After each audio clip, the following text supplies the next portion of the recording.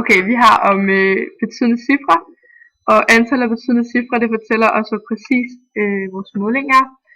Og man regner antallet af betydende cifre ud ved at tage antallet af cifre fraregnet foranstillede nuller. Og det vil sige for eksempel i den her opgave, eller i det her tal, så er der 4 cifre i alt, 3 nultal og et tretal. Og det vil så sige, så de foranstillede nuller, der er 3 nuller foran tretallet, og det vil så sige, at det er 4 minus 3 og et betydende cifre i alt.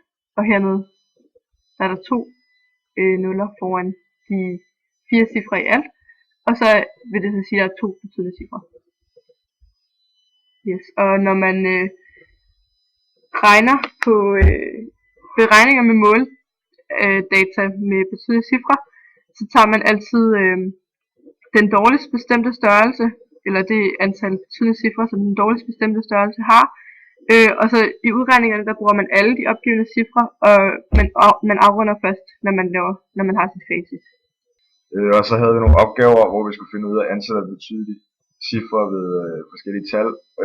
I 4e der havde vi 0,49 gange 10 opløftet i minus 3, og der er to betydelige cifre, fordi også selvom tallet bliver mindre, når vi ganger det med 10 opløftet i minus 3, vil det stadig bare være flere nuller foran, og derfor vil der stadig være 2 betydelige cifre. I 4f der havde vi en tid på 293,30 sekunder, og der er 5 betydelige cifre. Fordi det der 0 skal tælles med, når det står bagved. For eksempel, så kan man også se på forskellen på 0,08 og 800.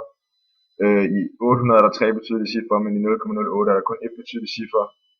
Fordi at der er 3 cifre i alt, og vi minuser med de foranstillede nuller, så det bliver 1 til 1 cifre. Herovre ved arealet, der havde vi længden på 0,30